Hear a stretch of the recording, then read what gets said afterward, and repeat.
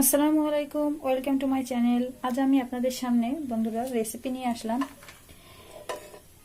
সেটা হলো কেকের রেসিপি। তো তার জন্য আমি এখানে 4টা ডিম নিয়ে নিয়েছি, আর নিয়ে নিয়েছি এখানে 2 কাপ মেজারমেন্ট কাপের, এই কাপের 2 কাপ ময়দা, আর এখানে 1 কাপ চিনি, আর নিয়ে নিয়েছি 1 কাপ গুঁড়া দুধ। আপনারা চাইলে এখানে লিকুইড দুধও অনেক ঘন করে অল্প করে দিতেও পারেন। আর এখানে নিয়ে নিয়েছি আমি প্রয়োজন মতো তেল লাগবে, আর লাগছে এখানে আমার বেকিং পাউডার আর লবণ। তো আমি আজ এইটাই করে কেকটা বানাবো, সেজন্য কাগজ কেটে এটার সাথে পারফেক্টভাবে রেখে দিয়েছি। তো এখন আমি এখানে 2 কাপ ময়দা যে দেখতে পাচ্ছেন, এটা দিয়ে আজকে বানাবো। তো ফার্স্টেই আমি আপনাদেরকে দেখাচ্ছি, এই ডিমগুলো ভেঙে ভেঙে দেখাচ্ছি। তো প্রথমে আমি এখানে এই ডিমগুলোকে ভেঙে দিব, একে একে সব ডিমগুলো এখানে ভেঙে দিব।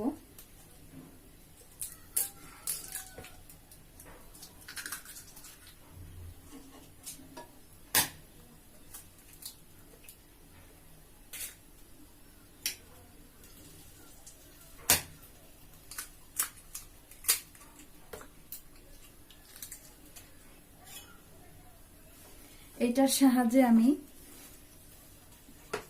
এটাকে বিট করতে থাকবো।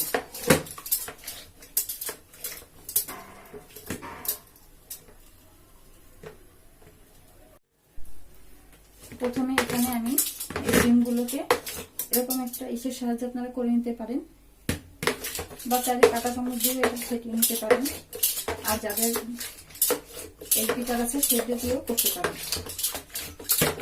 এটার মাধ্যমে আমি ডিমগুলোকে খুব ভালোভাবে এরকম একটু গর্ত হলে হয় কি ভালো হয়।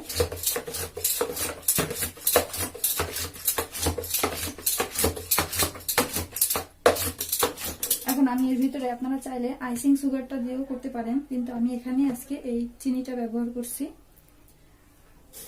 দিয়ে দিচ্ছি আমি চিনিটা।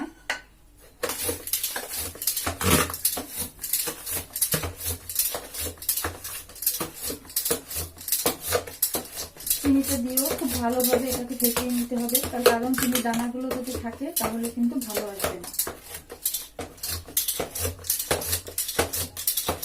এখন আমি এর সাথে সাথে দিয়ে দিব তেল।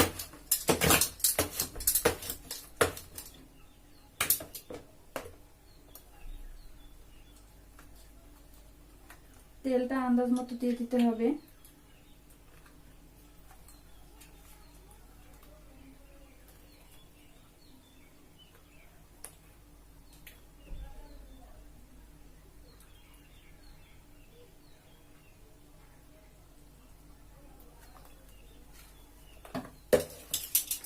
তেলটা দিয়েও খুব ভালোভাবে এটাকে নেড়ে নিতে হবে। এটা দিয়ে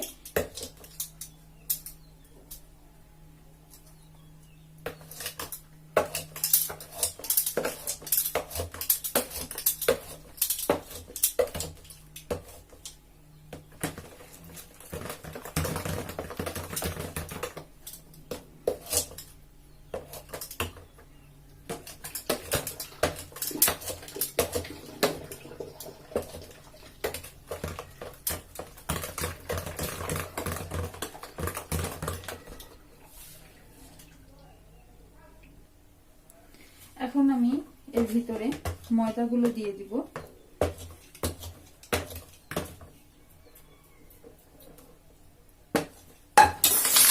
আর যে গুঁড়ো দুধটা ছিল সেই গুঁড়ো দুধটাও দিয়ে দিব।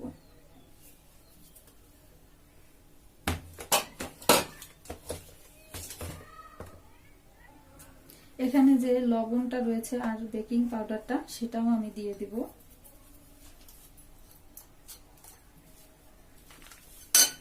দিয়ে খুব ভালোভাবে এটাকে আবারও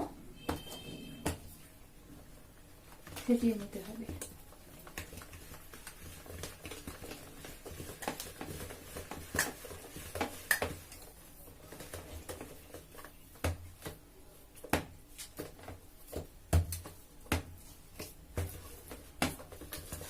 আসলে এটা ঘন হয়ে যাওয়ার কারণে এটা খুব ভালোভাবে কাজ করতেছে না। তো এখন এখানে আমি হাত দিয়ে এটা করব।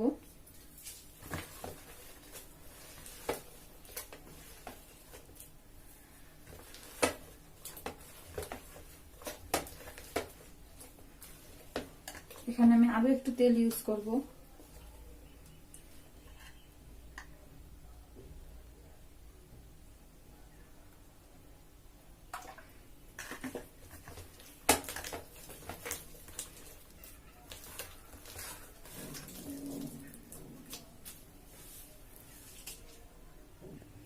আপনার ব্যাটারটা যদি এরকমটা হয়ে থাকে তাহলে এটা একটু দুধ দিয়েও, লিকুইড দুধ দিয়েও এটাকে একটু পাতলা করে নিতে পারেন।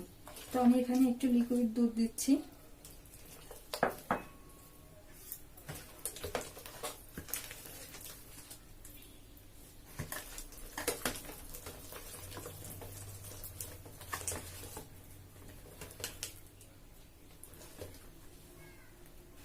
প্রয়োজন হলে আরো একটু দিয়ে দিতে হবে।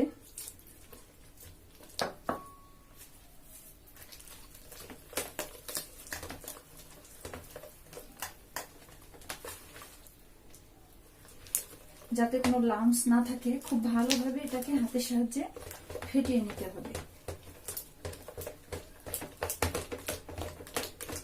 বুঝতে পারছেন, এর জন্য আমি এখানে বড় একটা পাত্র নিয়ে নিয়েছি, যাতে খুব ভালোভাবে এটাকে ফেটানো যায়।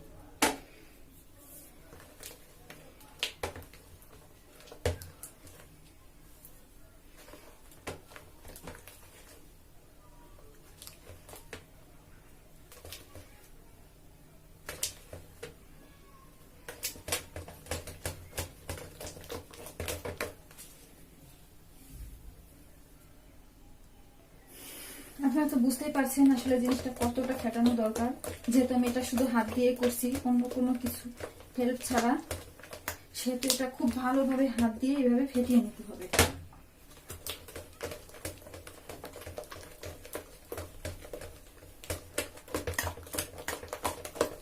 আমি আপনাদের সবকিছুই সহজভাবে করে দেখানোর চেষ্টা করি ফ্রেন্ডস। আশা করি আপনারা আমার চ্যানেলটিকে এখনো যারা সাবস্ক্রাইব করেননি তারা সাবস্ক্রাইব করে নেবেন, তাহলে এরকম নতুন নতুন রান্না বা নতুন নতুন রেসিপি যাই করেন না কেন সহজভাবে আপনারা দেখতে পাবেন।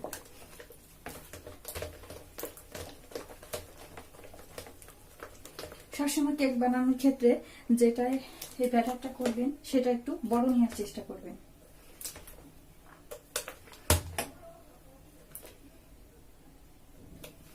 দেখতেই পাচ্ছেন আমার ব্যাটারটা কিন্তু রেডি।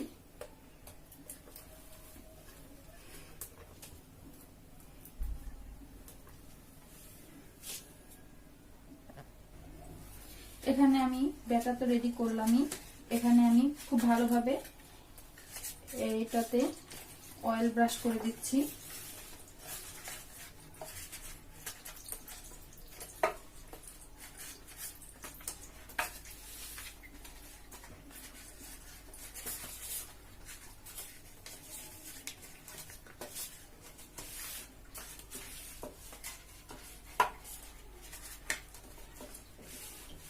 যাতে নিচে না লেগে যায়, এটা খুব ভালোভাবে সেট হয়ে এটা বসে যায় আর উঠানোর সময়ও বেশি ঝামেলা না হয়। আপনারা চাইলে বাটারও ব্রাশ করে দিতে পারেন।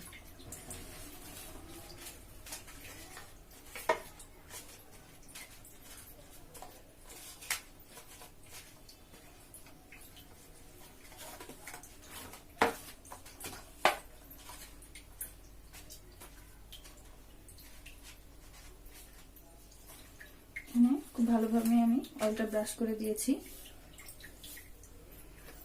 এখন আমি একটু উঁচু করে সবসময় ঢালার চেষ্টা করবেন।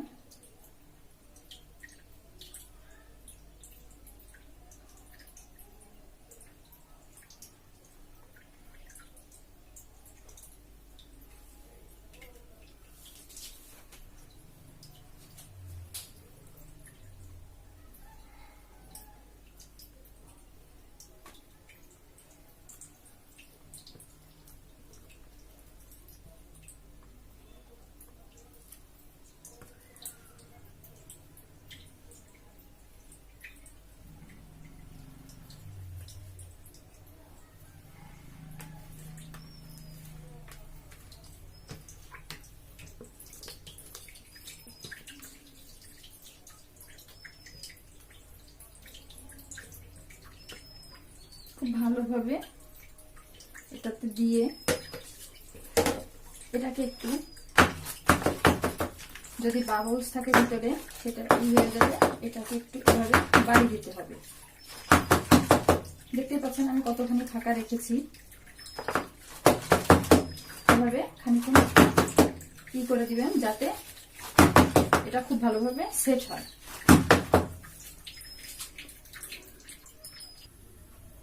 এখানে কিন্তু আমি দেখতে পাচ্ছেন লবণ দিয়ে দিয়েছি, মোটা দানার যে লবণগুলা, সেই লবণগুলাকে আপনি এই কেক বা যে কোনো কিছু এই ভাজার ইসে ব্যবহার করতে পারেন। দেখতে পাচ্ছেন মোটা দানার লবণ, এগুলাকে কিন্তু আমি এখানে দিয়ে রেখেছি আগে থেকে। একটু জাস্ট এটা গরম হয়ে গেছে, এখন এটা ফ্রি হিট করে নিতে হবে খানিকক্ষণ। তো সেজন্য আমি এখানে একটা স্ট্যান্ড দিয়ে দিলাম।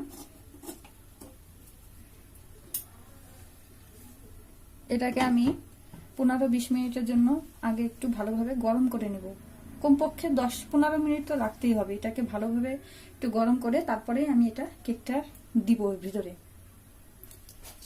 আর যখন ফ্রি হিটটা করে নেবেন তখন কিন্তু এরকম একটা ছিদ্র যদি থাকে আপনার ঢাকনাতে, তাহলে কিন্তু একটা কাগজের মাধ্যমে সেই ছিদ্রটাকে বন্ধ করে দিতে হবে।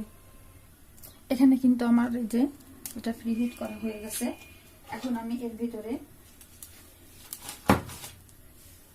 কেকটা দিয়ে দিব। কেকটা দিয়ে এটা ঢেকে দিব।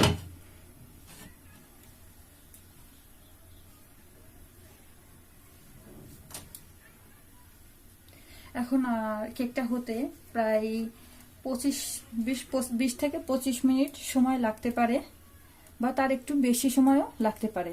তো সে পর্যন্ত আমরা অপেক্ষা করি। আর আপনাদের বলতে চাচ্ছি যে অনেকে কিন্তু এই ডিমের যে একটা থাকে কেকের ভিতরে, ভ্যানিলা এসেন্সটা না দিলে খেতে পারে না, বা অনেকে আবার ভ্যানিলা এসেন্সটা পছন্দ করে না। তবে সেক্ষেত্রে আপনারা এলাচটার যে ভিতরে যে ফলগুলো থাকে বিচির মতো, সেগুলোকে একটু ছেঁচে গুঁড়ো করে এর সাথে দিয়ে দিতে পারেন, বা এমনিভাবেও খাওয়া যায়। যদি বেশি আপনাদের খারাপ লাগে তাহলে ওটা গুঁড়ো করে দিলেও আপনার ভালো লাগবে। হ্যাঁ, এখন আমি এটা আসলে আমার হয়ে গেছে, প্রায় 40 মিনিটের মতো লাগছে এটা আমার হতে। এখন আমি এটা ঠান্ডা করে আপনাদের দেখাচ্ছি।